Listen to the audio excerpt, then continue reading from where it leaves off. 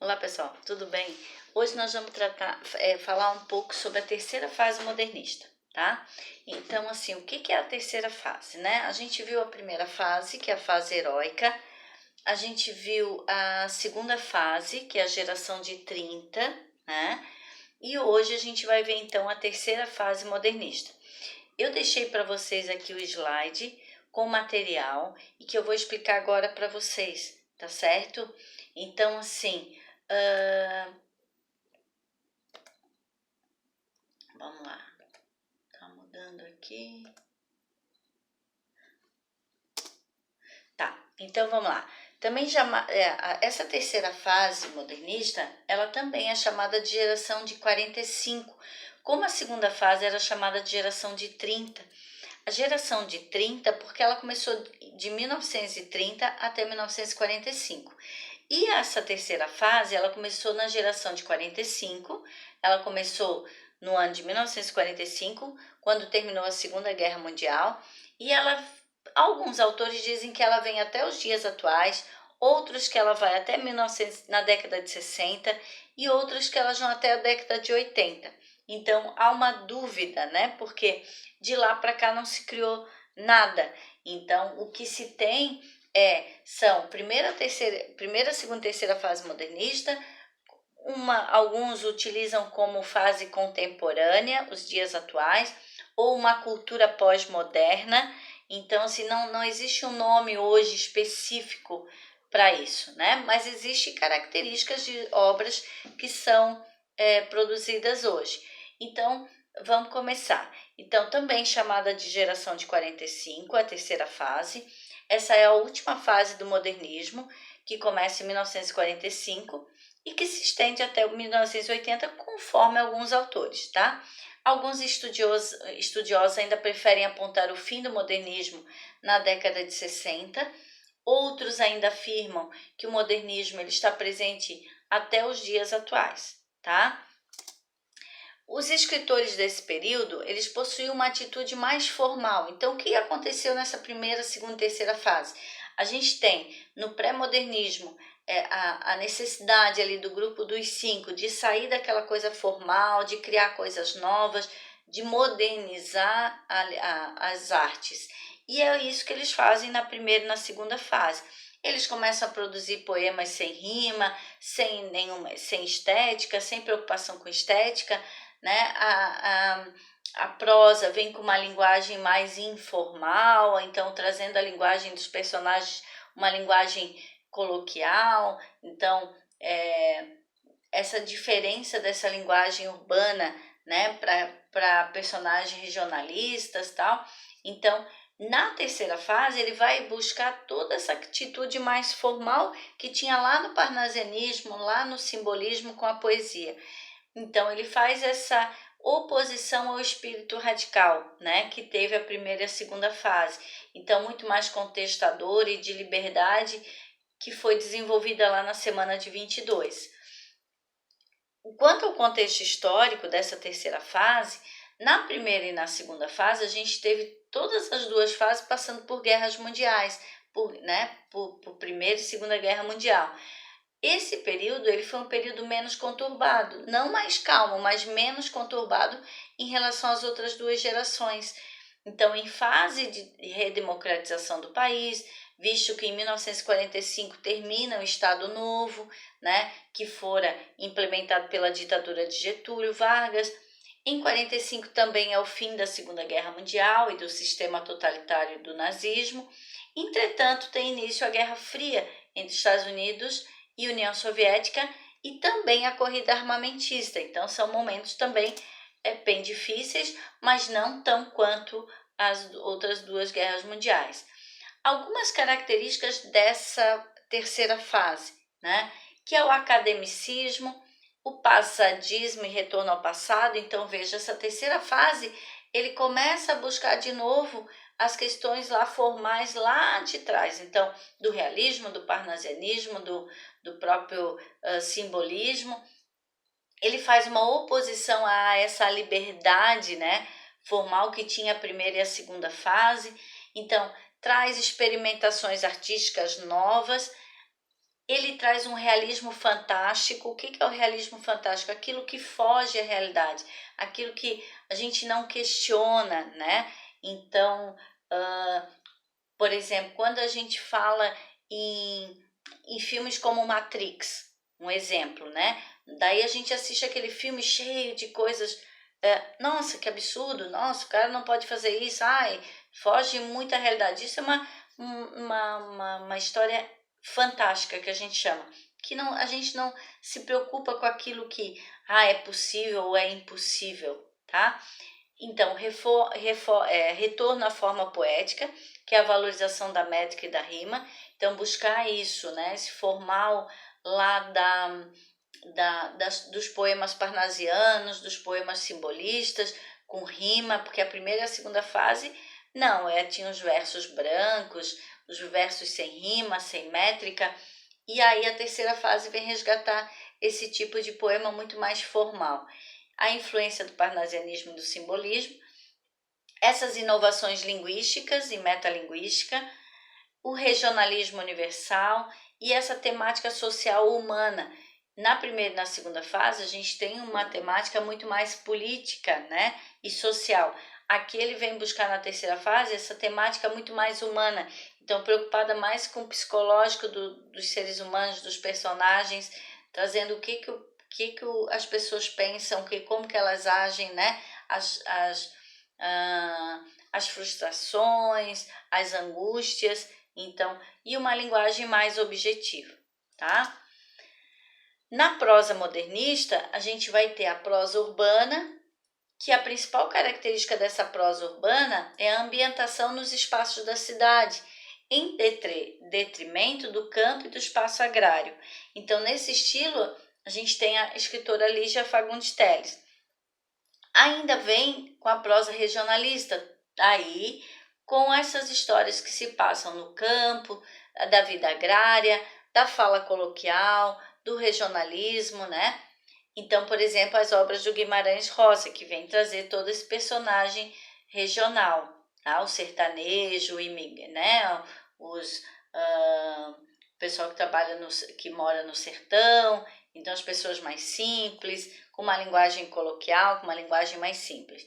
A prosa intimista, que é essa nova, na terceira fase, que vem explorar os temas humanos, esse lado psicológico e subjetivo do ser humano, do que ele pensa, do como ele age, o que ele sente. Então, nesses aspectos, a gente tem obras da Clarice Lispector e da Lígia Fagundes Telles também.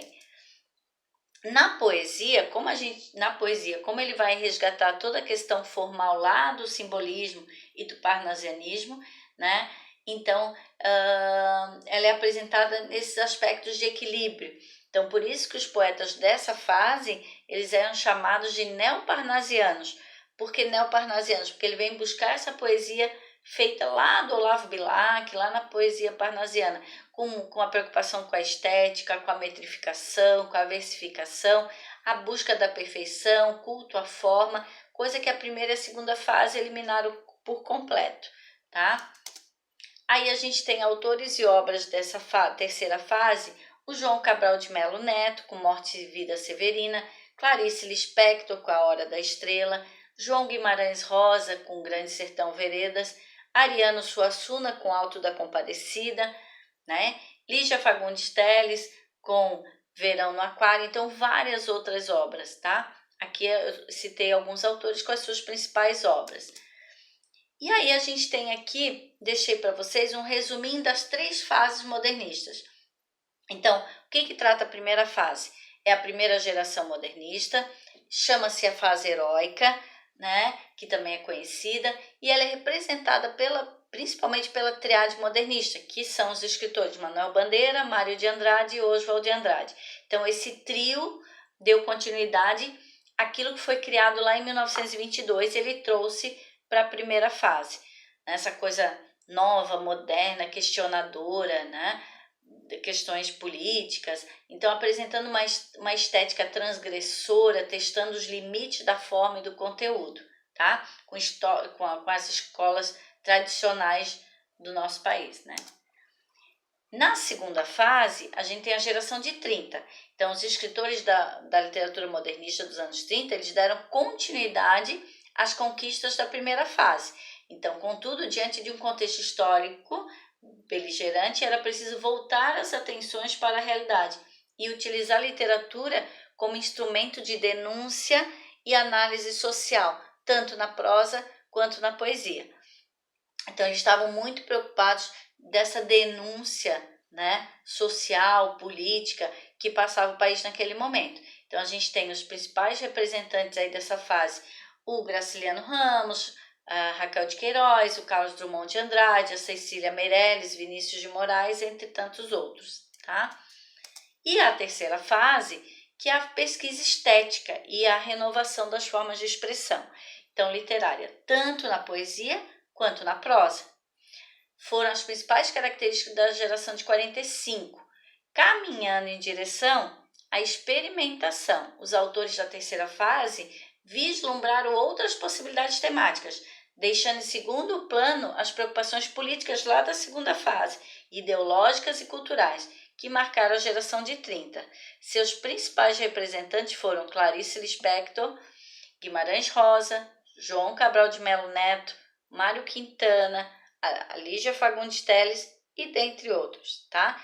E aí eles vieram com essa preocupação daquilo que os personagens sentiam, o seu lado psicológico, o seu lado mais humano, né? Essa temática mais humana, tá? E aí, como a terceira fase começou em 45, alguns autores dizem que ela vai até 1980, outros a década de 60, outros que vai até os dias atuais. Mas é muito mais fácil lidar de que a partir da década de 60 a gente tem uma literatura contemporânea, muito mais fácil de entender, né? Então, a partir da década de 60, o Brasil vivencia o fortalecimento do capitalismo e de grandes potências, além de adversidades políticas nos tempos da ditadura militar, com censura, autoritarismo. Então, é um período, portanto, de produção fragmentada, em constante transformação, porém bastante intensa. O Brasil dos anos 50 e 60, até o golpe de 64, ele passou por um momento de grande crescimento econômico, incentivo ao consumo, o desenvolvimento da indústria, né, pelo capital estrangeiro, isso devido ao governo democrático populista de Juscelino Kubitschek. A nível mundial, ocorreu nessa época a Revolução Cubana, que despertou a independência das potências. Então, Estados Unidos e União Soviética tornaram-se, né, as grandes potências. Então, com esse espírito revolucionário, a literatura e as artes também mudaram. Então, surgiu a partir daí a Bossa Nova, que é uma renovação do samba, né? O cinema novo, o teatro de arena, as vanguardas concretas na poesia e nas artes plásticas. Depois do golpe militar de 64, surgiu o Teatro Oficina, os CPCs, que eram os Centros Populares de Cultura e o Tropicalismo. Mas esse momento de revolução artística acabou com o decreto do AI-5, né, em 68, que censurava qualquer tipo de arte e que levou muitos artistas ao exílio. Então, a partir daí, tudo passava pela censura, muita coisa não foi publicada, não foi gravada, né? Então, começou aí uma censura pesada em cima de alguns artistas. E aí muitos resolveram, então, se exilar e ir embora do país. Na década de 60, então, surgiu o tropicalismo, com jovens que tinham essa linguagem renovada, que tinham essa coisa da crítica política, né, social contra o país. E eles eram Caetano Veloso, Gilberto Gil, Grupos Mutantes e Tom Zé. Eles inovavam na linguagem e na ideologia através da bossa nova. Se inspiravam com a antropofagia de Oswald de Andrade. Esse movimento se aproximava muito com aquilo que foi criado na Semana de 22 e do concretismo, tá? Aí a gente teve a conquista do Tricampeonato Mundial de Futebol em 1970, que foi capitalizada pelo regime militar, e uma onda de nacionalismo fanista espalhou-se por todo o país, alienando as mentes e adormecendo a consciência da maioria da população por um bom período de tempo. E aí tinha um lema que era Brasil, ame-o ou deixe-o. que era a cultura, marginalizou-se. Então, como as pessoas esperavam muito pelo esse título, né, esse tricampeonato mundial, e aí foi justamente nesse período tão conturbado politicamente do país, e aí as pessoas acabaram esquecendo, porque se criou essa coisa do nacionalismo, né? De amor à pátria, de respeito à pátria, de usar verde e amarelo. Então, assim, o futebol sempre traz esse lema, né? Sempre traz essa coisa. Quando a gente vê na Copa do Mundo, as pessoas saem de verde e amarelo e usam camisa e enfeitam as casas. Então, isso também ocorreu lá na década de 70, esquecendo um pouco o momento político que o Brasil estava passando, né? E aí, em 79, um dos primeiros atos do presidente Figueiredo foi o último presidente do regime militar, ele sancionou a lei da anistia, permitindo a volta dos exilados. Esse ato presidencial fez o otimismo e a esperança renascerem naqueles que discordavam da política praticada pelos militares daquele período. Daí muitos artistas acabaram voltando lá no final, né, em 1979, década de 80, e aí a década de 80 que acabou se tornando essa década tão rica nas artes, na música, e trazendo tantos artistas, tantos poetas, e sendo uma geração tão formadora de opinião, né? Então, na década de 80, inicia-se uma mobilização popular pela volta das eleições diretas, que só veio a concretizar-se em 89, com a posse de Fernando Collor de Mello, cassado em 91, pelo impeachment, né? Em 95, tivemos a eleição e posse do presidente Fernando Henrique Cardoso. Mas vejam, nas artes, na década de 80, a gente teve uma geração muito rica, principalmente aí na fase aí de 83, 84 em diante, que a gente teve geração New Wave, claro que a influência de muitos artistas americanos, de bandas americanas, surgiu muita coisa importante, né, como Legião Urbana, no caso Renato Russo, Cazuza, com Barão Vermelho, vários outros artistas, né, que vieram para mostrar toda a sua... para o Brasil mostrar a sua cara, como dizia o Cazuza, né? Então foi uma geração dos anos 80, uma geração bem rica nas artes, principalmente na música, tá? Na poesia, ganha destaque o concretismo, então valorização da estrutura verbal e visual da mensagem, os movimentos culturais como Bossa Nova, que foi a releitura do samba brasileiro, Jovem Guarda, questionamento de conceitos morais da época, e o tropicalismo, né, o protesto à ditadura e à repressão. Então a Jovem Guarda que veio e começou a questionar esses conceitos morais, né, que tudo era proibido, que isso não podia, que mulher não podia isso, que mulher não podia aquilo, e aí vem toda essa geração Jovem Guarda, né, com Roberto, Erasmo, Wanderleia, geração hippie, então, dessa liberdade dos jovens, tá? Aí na prosa a gente tem a pluralidade também, que é a palavra-chave, diferentes gêneros textuais ganham notabilidade, conto, crônica, teatro, romance, e os best-sellers ganham destaque, principalmente aqueles que buscam retratar a urbanidade e a vida caótica do indivíduo, tá? E um momento marcado pela rapidez e agitação. Então, os textos em prosa eles se tornam mais curtos. A produção literária é fortemente marcada pelos novos meios de comunicação. Jornais, sites, revistas, blogs, redes sociais. Então, a própria tecnologia, né? A chegada da internet. Então, a gente tem aí, a partir de 1980, basicamente, a gente pode dizer que a gente tem uma cultura pós-moderna, que é com características bem definidas, de 80 para cá, de 1980 para cá, que até 1980 ainda tinha aquela coisa, né, da Jovem Guarda, do tropicalismo, dessa geração terceira fase, que era essa fase do Caetano, do Gil, dessa coisa da crítica política, social, né? E essa cultura pós-moderna, ela está muito mais ligada também a questões políticas, mas muito a arte pela arte, né? Então, eliminação entre fronteiras, entre a arte erudita e popular, então tudo era produzido, na verdade, assim, mesclou, né? Criou uma mistura do que podia, né, e do que não podia. Então, tudo era produzido. Então, não tinha mais uma regra, uma definição, uma forma. Presença marcante da intertextualidade, que é o diálogo entre as obras, então, já existentes. Então, reproduzir coisas já prontas, né? Mistura de estilos. Isso aconteceu muito na década de 80 para cá, então não tem mais aqueles gostos hoje tem um gosto diversificado, hoje você tem uma mescla enorme de, por exemplo, anos 60 se escutava só bossa nova, 70 era tropicalismo, né? Jovem Guarda, anos 80 essa geração do rock nacional.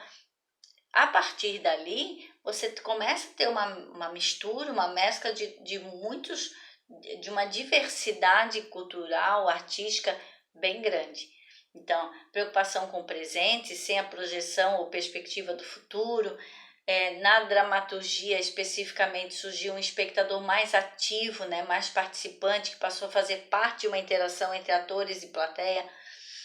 A música e o cinema sofrendo concorrência e pressão por parte da moda, então imposta pelos países mais desenvolvidos, a rapidez de sucessão dos modismos, então essa troca, né, muito rápida, teve um período, né, depois, por exemplo, a década de 80, então era rock nacional, era rock, depois 90, entre essa geração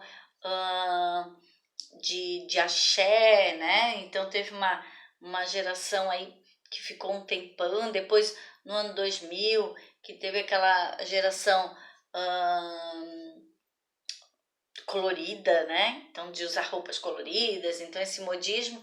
E a partir do ano 2000, a gente tem de tudo um pouco, né? Tem o sertanejo, tem o funk, tem o pop, tem... Então, hoje se escuta de tudo um pouco. Hoje a arte, ela é toda misturada, né? Você tem gosto, as pessoas têm gostos diversos. Claro que existe aquele que gosta mais de rock, mais de sertanejo, mas você tem isso, você escuta isso diariamente de tudo um pouco, né? Não é só uma coisa.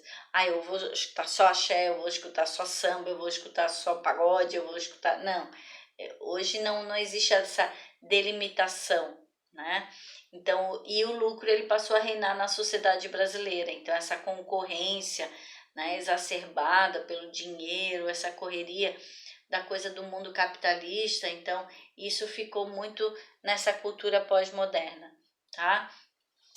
Então, a gente tem essa terceira fase do modernismo, então assim, para deixar bem claro, né, que o modernismo ele veio para modernizar mesmo, para mudar essas regras, tal, na primeira e segunda fase. A terceira busca de novo um pouco essa coisa formal da poesia, da prosa, e aí essa cultura pós-moderna, que hoje é essa coisa que mescla, né, que se mistura, da arte, que tudo é possível, tudo pode, tá bom? Então, vou deixar aqui para vocês esse vídeo e depois vou colocar lá para vocês qual é a atividade da próxima semana, tá certo? Espero que vocês tenham gostado e entendido. Qualquer dúvida, eu vou estar aqui para responder, tá bom? Beijo grande.